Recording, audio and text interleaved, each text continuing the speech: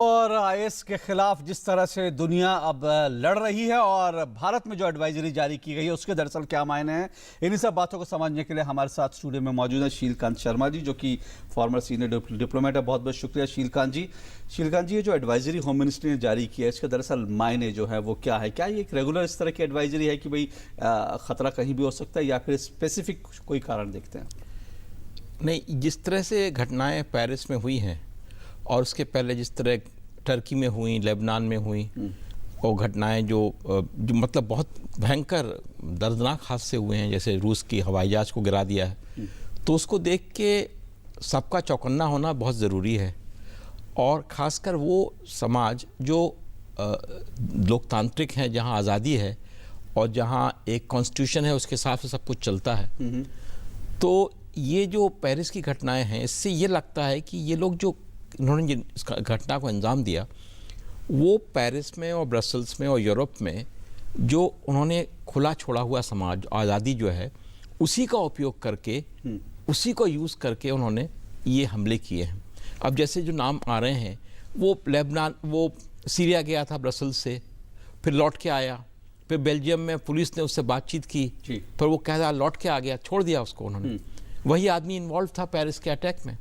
तो अब आप देखिए कितना अच्छा। फिर दूसरा एक आदमी है जिसको पकड़ा उन्होंने, वो उसका भाई एक बार चलाता था बेल्जियम में।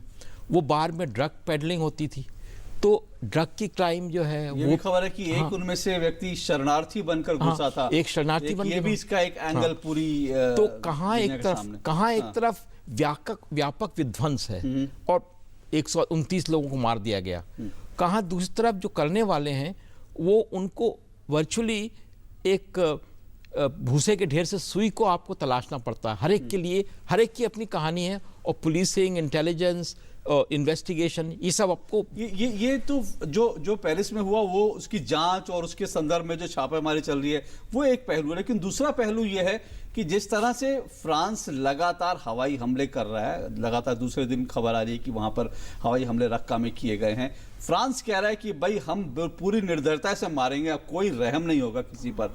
अमेरिका प्रतिबद्धता जता रहा है। G20 में यह बात उठी थी, हालांकि G20 में आतंकवाद है, इससे लड़ना है, इस पर सब एक मत थे, लेकिन कैसे लड़ना उसको लेकर कोई बहुत बड़ी एकता दिखाई नहीं दी। तो आपको लगता है ऐसे में क्या आईएस के खिलाफ एक निर्णायक लड़ाई के दौर में दुनिया पहुंची है इस वक्त?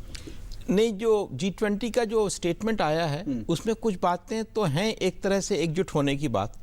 जैसे उन्होंने पहली बार सबने कहा, 20 जो राष्ट्राध्यक्ष हैं और 6 लोग और 6 राष्ट्राध्यक्ष और इनवाइटेड थे वहाँ पे, तो उन सब ने यही कहा कि टेररिज्म में कोई डिस्क्रिमिनेशन नहीं होगा। लेकिन इस तरह की बातें शीलकांत जी पहले भी हम सुनते हैं, कई बार नहीं, पहले में होती रही है। पहले ये था कि थोड़ा बहुत हिचक थी, और तो अब यूएन के, अच्छा दूसरा यूएन के जरिए करना चाहते हैं ये लोग, तो इसका मतलब सारे यूएन को, जो यूनाइटेड नेशंस है, उसको इस पूरी लड़ाई में इकट्ठे रखना चाहते हैं। ये डिमांड हो रही है कि यूएन के एक स्पेशल सेशन बुलाया जाए इस आईएस पे चर्चा करने के लिए कि कैसे उससे लड़ना है। आपको लगता है इस तरह का स्पेशल सेशन अगर बुलाया जाता है तो दुनिया में एकता बनाकर, वही मैं कह रहा हूँ, निर्णायक लड़ाई, क्या इनको नेस्तनाबूद करने के लिए एक लड़ाई हो सकती है क्या? नहीं, ये नेस्तनाबूद वगैरह जो है ना, ये शब्द जो हैं ये इमोशनल है, पर जो असली जो जंग है इनके साथ, वो हर एक देश को अपने अपने देश में अपने अपने तरीकों से करनी पड़ेगी, क्योंकि ये लोग सीधे लड़ाई नहीं कर रहे हैं, ये चुपचाप जाके हर एक देश में अलग तरीके से हमले कर रहे हैं।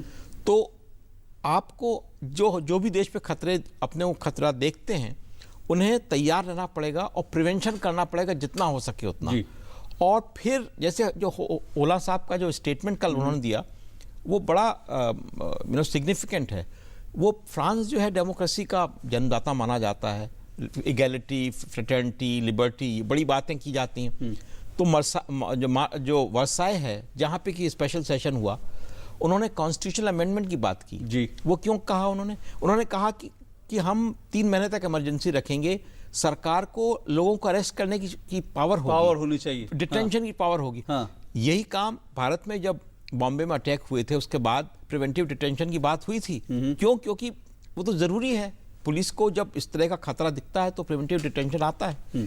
अब ये जो बड़े आज़ादी परक देश थे, उनको भी इसकी महत्ता समझ में आ रही है कि ये करना जरूरी है, बगैर इसके आप कैसे पकड़ेंगे। बिल्कुल। और जो अपराधी है या जो संदिग्ध व्यक्ति है, उसके पास इतने सारे चीज़ें मौजूद हैं, इसके बहाने डॉज करके निकल जाता है। उसका अब जो पकड़े गए हैं उनके वकील जो हैं वो दलीलें दे रहे हैं। तो इनको देखते हुए जो आज़ाद देश हैं, जिन यहाँ डेमोक्रेसी है, जहाँ कॉन्स्टिट्यूशन है, जहाँ पे ये पूरी लीगल प्रोसेसेस हैं, उन सब के साथ बहुत गंभीरता से इससे लड़ना पड़ेगा। लेकिन आपने जैसे कहा नेस्तनाबूद करना शायद एक इमोशनल वर्ड हो सकता है, और ये भी आपकी बात ठीक है कि हर कंट्री को अपनी अपनी स्ट्रैटेजी बनानी पड़ेगी। लेकिन एक गढ़ है सीरिया में, इराक के कुछ हिस्सों में, जहां पर इनका रक्का में जिस तरह से लगातार हवाई हमले हो रहे हैं, जहां से ये लोग अपना सारा साम्राज्य चलाने की कोशिश करते हैं। आपको लगता है वहां पर हवाई हमले हो रहे हैं, लेकिन अमेरिका ने कहा है कि वो पैदल सेना उतारने से उसने मना किया है। हवाई हमले की बात हो रही है कि हवाई हमले पूरी ताकत से होंगे।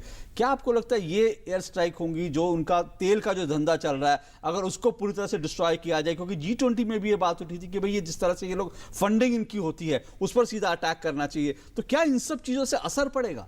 नहीं, उनको जितना वीक कर सकते हैं ये लोग उतना करेंगे, और उसमें रूस, फ्रांस, अमेरिका सभी तैयार हैं। अब रूस ने भी आज कहा कि रूस के इन्वेस्टिगेशन ने कहा कि उनका हवाई जहाज टेररिस्ट ने गिराया था, और फिर पुतिन ने बड़े गंभीर शब्दों में कहा कि वो इस पूरे ग्रह में जहां होंगे वहां हम उनको ढूंढेंगे और उनको पनिश करेंगे।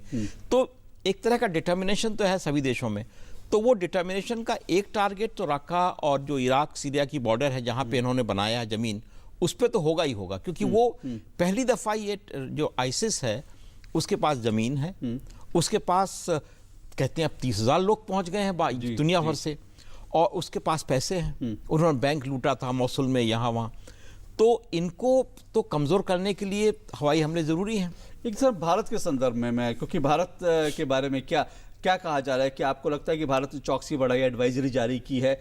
हमको ये नहीं भूलना चाहिए कि कुछ भारतीय भी जो हैं आइस में शामिल होने के लिए गए थे, इस तरह की खबरें लगा रहे। कुछ रिपोर्ट्स कहती है करीब 20 से 30 भारतीय हो सकते हैं जो कि आइस से जुड़े हुए हैं।